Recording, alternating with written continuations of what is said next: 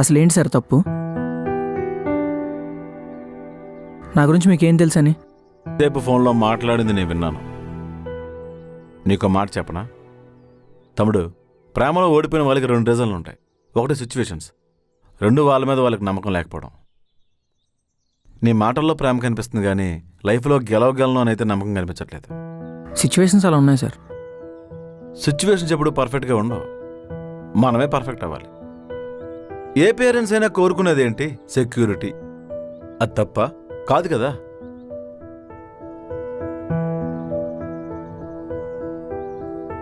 ఆ అమ్మాయిని వదిలేసి నువ్వు బాధపడుతూ నువ్వు రోడ్ల మీద తిరిగితే సింపతి వస్తుంది కానీ రెస్పెక్ట్ రాదు కదా. ఆ అమ్మాయి నేను చాలా నమ్మింది, కానీ నువ్వేం చేస్తున్నావు? ఓడిపోతానేమని భయపడి ముందే వెనక్కి వెళ్ళిపోతున్నావు. గెలవగలను అని నమ్మకం లేనాడు ఆటలో ముందే ఓడిపోతాడు. ఆ అమ్మాయి పేరెంట్స్కి నీ మీద కోపం ఉండొచ్చు, భయం ఉండొచ్చు, కానీ వాళ్ళకి కావాల్సింది ఒకటే, అతనితో ఉంటే మా అమ్మాయి బాగుంటుందా అనే క్వశ్చన్కి ఆన్సర్. అది మాటలతో రాదు, నిలబెట్టుకోవడంలో వస్తుంది. ఏ ఆడపిల్ల తల్లిదండ్రులైనా కొంచెం డబ్బులున్నోడికి ఇచ్చి పెళ్లి చేద్దాం అనుకుంటా.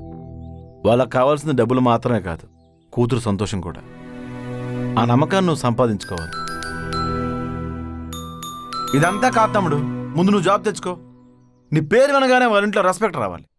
అప్పుడు నువ్వు వాళ్ళ ఇంటికి వెళ్తే నార్మల్ పర్సన్లా కాకుండా రెస్పాన్సిబిలిటీ ఉన్న అబ్బాయిలా కనిపిస్తావు. అర్థమైందా? వీడేంట్రా నాకు సలహా ఇస్తున్నాడు అనుకోవద్దు తమ్ముడు.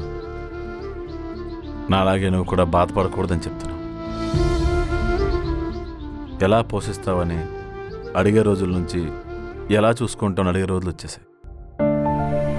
అమ్మాయి కోసమో వాళ్ళ పేరెంట్స్ కోసమో జాబ్ సంపాదించకూడదు,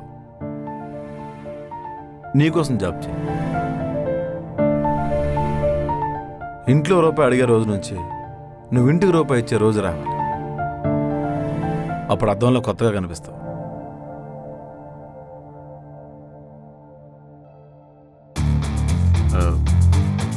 నేనెవరూ అడిగావు కదా, ప్రసాద్ బెహ్రా. సంబంధాలు చూస్తున్నారు. విశాఖ నక్షత్రం 4వ పాదం వృశ్చిక రాశి. ఎవరైనా ఉంటే చెప్పు. కలర్లు క్యాస్ట్ ఫీలింగ్ అవేం లేవు. Bye.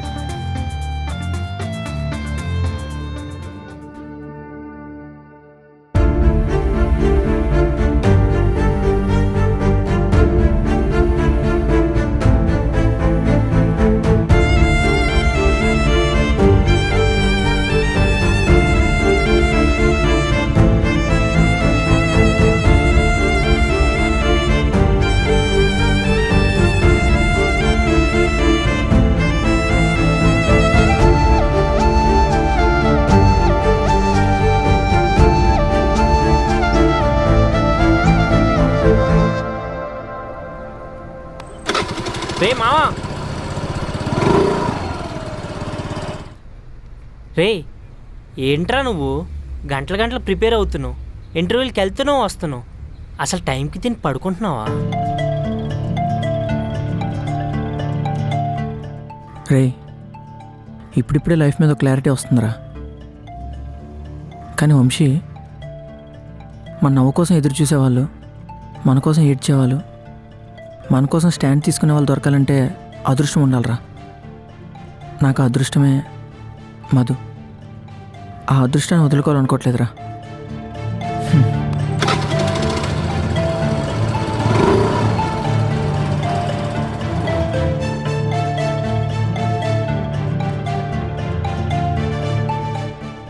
Okay, tell me about yourself. అమ్మాయి కోసమో వాళ్ళ పేరెంట్స్ కోసమో జాబ్ సంపాదించకూడదు,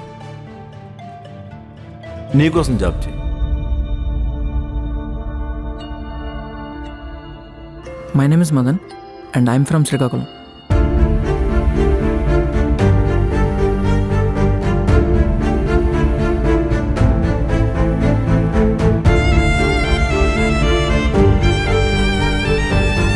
ఓకే, ఫైనల్ క్వశ్చన్. మీరు ఈ జాబ్ ఎందుకు కావాలనుకుంటున్నారు? యాక్చువల్లీ లైఫ్లో చాలా మిస్టేక్స్ చేశాను మేడం. కానీ రెస్పాన్సిబిలిటీస్ నుంచి ఎస్కేప్ అవ్వడమే బిగ్గెస్ట్ మిస్టేక్ అని రీసెంట్గానే అర్థమైంది. నన్ను నేను ప్రూవ్ చేసుకోవాలనుకుంటున్నా మేడం. నా కోసం కాదు, నన్ను నమ్మిన వాళ్ళ కోసం.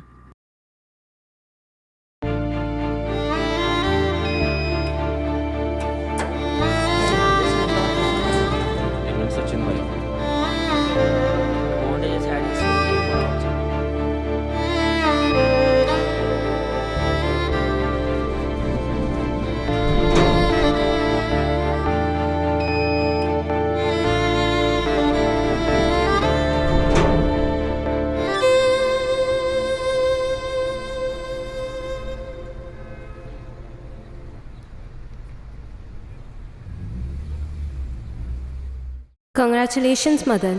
You're selected.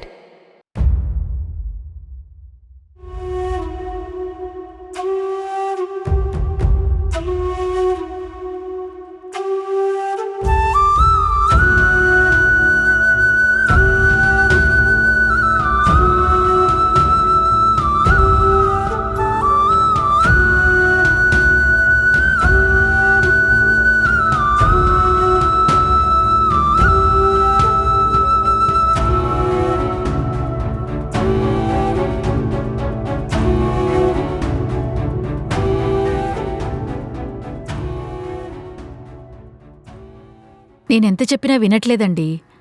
అసలు నాతో మాట్లాడట్లేదు కూడా. నేను ఇక్కడ ఇంత కష్టపడుతున్నది తన సంతోషం కోసమే కదే. అలాంటిది తనకు నచ్చిన వాడిని దూరం చేసి మనం ఎలా హ్యాపీగా ఉంటామే. మధుని బాధ పెట్టాలని నాకు లేదండి. కాని రేపొద్దునది కష్టపడుతుంటే నేను చూడలేను కదా. ఇష్టపడినోడికి ప్రేమించిన అమ్మాయిని కష్టపెట్టడం తెలియదులేవే. సరే హ్మ్. చెప్పు. ఏంటి? ఆస్తి విషయం పక్కకు పెడితే వ్యక్తిత్వంలో అబ్బాయి మంచోడా కాదా? మంచోడే. మరి వ్యక్తిత్వాన్ని మించిన ఐశ్వర్యం ఎక్కడ దొరుకుతుంది చెప్పు. కాని లైఫ్లో మంచితనం ఒకటే సరిపోదు కదండి. కరెక్టే. లైఫ్లో ఎవ్వడూ కష్టపడకుండా సెటిల్ అవ్వలేడు కదే. ఒక ఛాన్స్ ఇద్దాం. మధు కోసం ఖచ్చితంగా మంచి జాబ్ తెచ్చుకుంటాడు. జాబ్ ఉంటే సరిపోతుందా? రేపటి రోజు ఏదన్నా అయితే ఎలాగండి? ఏమైనా అయితే చూసుకోవడానికి మనం ఉన్నాం కదే. అయినా నా కూతురి మీద నాకు నమ్మకం ఉంది. అయినా తను ఒకరిని ప్రేమిస్తున్నాను అని చెప్పినప్పుడే నాకు అర్థమైంది తను ఎంతగా ఇష్టపడుతుందో అని. అయినా నువ్వేం మాట్లాడుకో, నేను ఉంటాను. బాయ్. నా మాట ఎప్పుడు విన్నారని?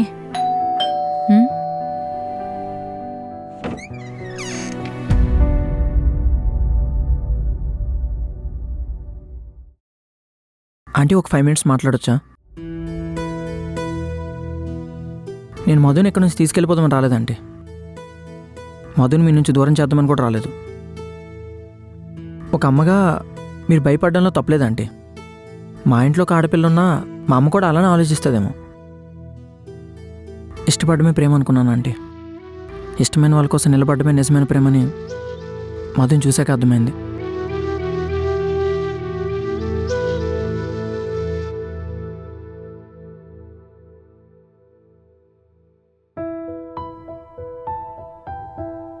ఆంటీ, నాకు జాబ్ వచ్చింది.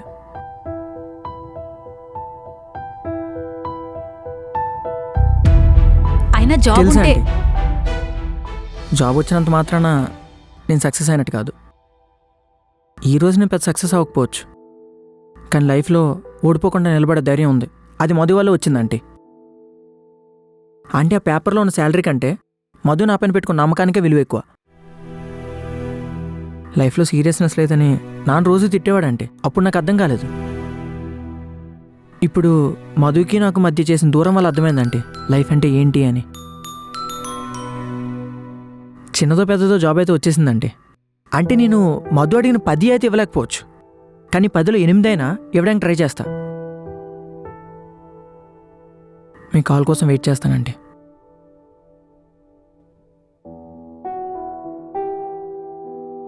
ఆంటీ, ఒక విషయం. మీ భయం నా శాలరీ గురించి అయితే ఓకే, పర్లేదు, కానీ ప్రాబ్లం నా ప్రవర్తన గురించి అయితే కాకూడదు. నా ప్రవర్తన బాగోపోతే నేను మధు లైఫ్లోనే కాదు, పక్కన ఉండడం కూడా మధుకి సేఫ్ కాదు.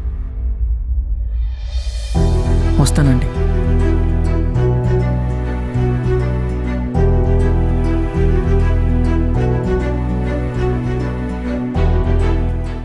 అంటే ఆ పేపర్లో ఉన్న శాలరీ కంటే మధు నా పైన పెట్టుకున్న నమ్మకానికే విలువ ఎక్కువ.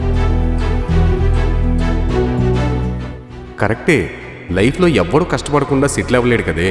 ఒక ఛాన్స్ ఇద్దాం, మధు కోసం ఖచ్చితంగా మంచి జాబ్ తెచ్చుకుంటాడు.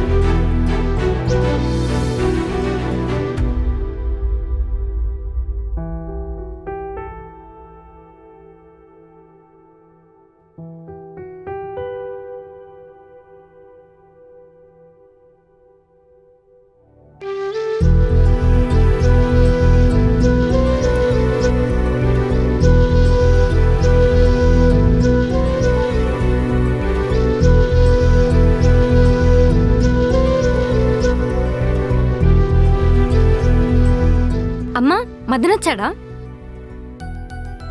అమ్మా హ్మ్? మదన్ వచ్చాడా? మదన్కి ఒకసారి కాల్ చేసి ఇవ్వు.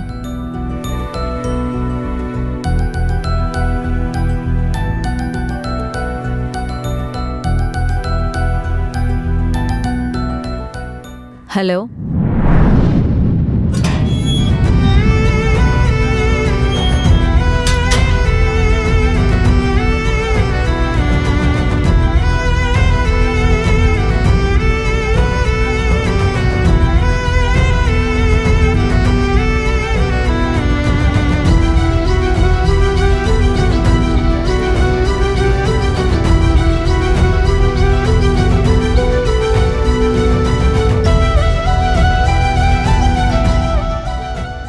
ఇదిగో మా అమ్మాయి అరిస్తే పడాలి చెప్తున్నా.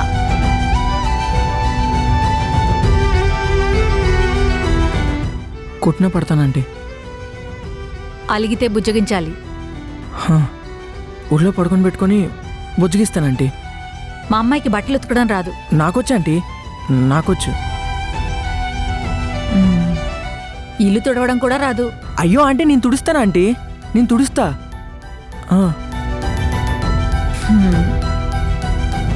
అయితే నాకోకే. ఆంటీ జోక్ చేయట్లేదు కదా? మాకోకే బాబు.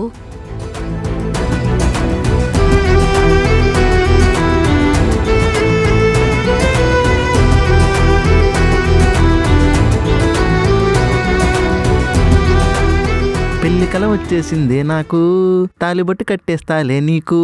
రేయ్, తెచ్చినవన్నీ జాగ్రత్త. మధు కనపడగానే ఈ తాలి కట్టేస్తా, నీ చేతిలో ఉన్న దండలు దాని మెడలో వేసేస్తా. న్యాహా. ఈ దండలు కాదురా, నీ జీవితం గడిచిపోయినా నీకు సిగ్గురాదు.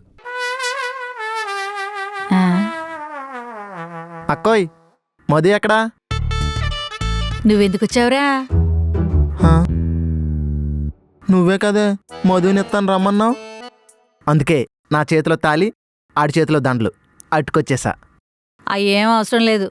మధుకి ఇంకో అబ్బాయిని చూసా. ఆ? అదేంటిది?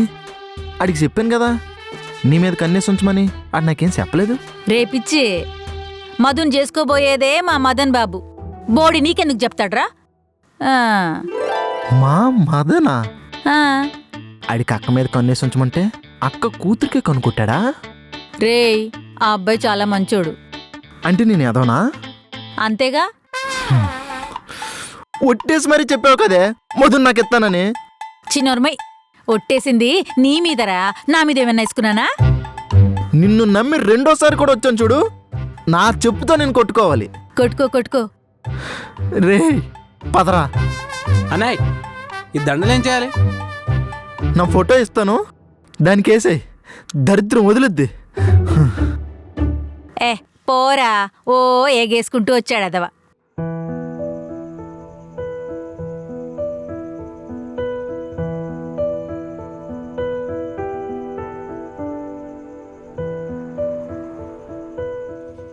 ఓయ్, ఎక్కడికి వెళ్తున్నావు? శ్మశానానికి. ఎందుకో? నిన్ను పాత పెట్టడానికి. మరి నన్ను పిలవలేదు? ఎలాగో వస్తావు కదా నా వెనక. మరి నన్ను పాతి పెట్టేస్తే నిన్నెవరు చూసుకుంటారు? నన్నెవరు చూసుకోక్కర్లేదు. సారీ. వదులు.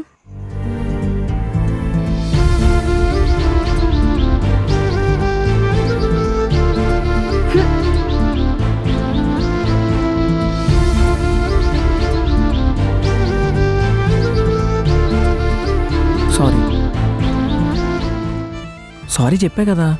నాకేం అక్కర్లేదు, పోరా. అయినా వదిలేసావు కదా, నాకేం నువ్వు అక్కర్లేదు.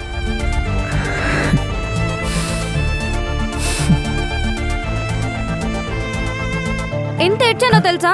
ఒక్కసారైనా కాల్ చేసావా? అయినా వద్దనేసావు కదా, నేనే పిచ్చిదానిలాగా వెయిట్ చేశా. అది కాదు మధు. అరే ఒకసారి చెప్పేది విను. ఒక్కసారైనా నన్ను మిస్ అయ్యావా? అయినా నువ్వు కూడా నన్ను మిస్ అయి ఉంటే మెసేజ్ వచ్చేదిలే. మధు, మధు ఇటు చూడు. నిన్నెంత మిస్ అయ్యానో చెప్పనా?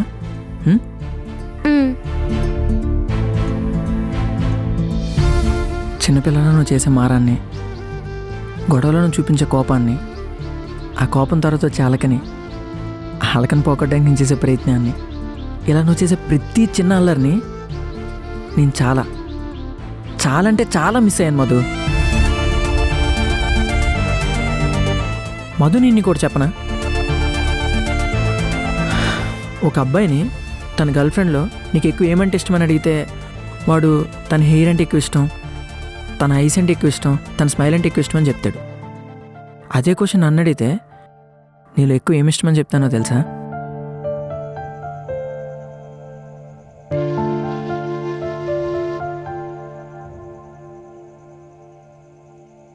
నా కోసం వచ్చే ఈ కన్నీళ్ళు అంటే ఇష్టమని చెప్తాను. నేనంటే ఎంత ఇష్టం ఉండకపోతే నా కోసం అంతలా ఏడుస్తావు చెప్పు. మధు, నువ్వు చెప్తుంటావు కదా, ప్రేమలో చిరాకులుంటాయి, అలకలుంటాయి, గొడవలుంటాయని. కానీ ఇవన్నొచ్చినా ఒకరి మీద ఒకరి ప్రేమ కొంచెం కూడా తగ్గదు అని. నీ మీద ప్రేమ కొంచెం కూడా తగ్గదు మధు, అది ఎలాంటి సిచ్యువేషన్లో అయినా.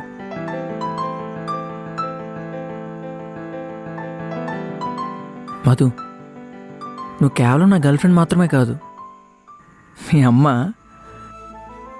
నాకు అప్పగించిన బాధ్యత. మీ అమ్మ జాగ్రత్తగా చూసుకోమంది మధు.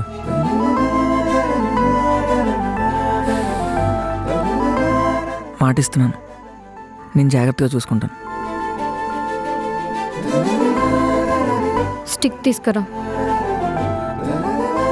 ఏంటి? కర్ర తీసుకురా. ఎందుకు? తీసుకురా.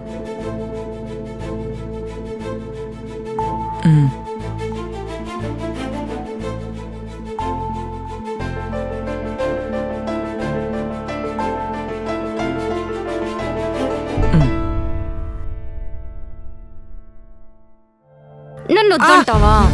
వదిలేస్తావా? ఆగు, ఆగు, నిల్చో. కొట్టుకే ఏ నొప్పి పెడుతుంది. ఆగే ఆగే నించో, కుదురుగా నించో, కుదురుగా నించో. ఆగు ఆగు ఆగు. కదలకుండా నించో, నించో. ముద్దు పెట్టు. ఏంటి?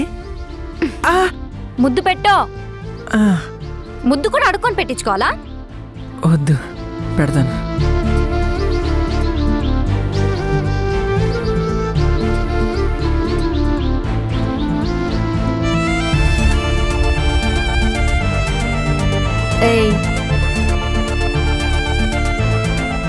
ముద్దు పెట్టమన్నది ఫోర్ హెడ్ పైన.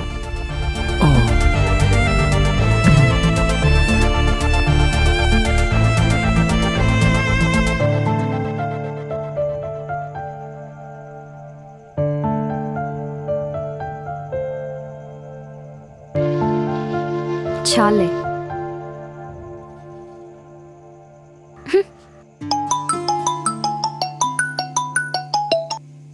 కావ్య ఫోన్ చేస్తుందండి. సారీ బావా, నా వల్లే మధు నీకు దూరమైంది. కానీ నువ్వేం బాధపడకు బావా, నేను అబ్రాడ్ వెళ్ళట్లేదు.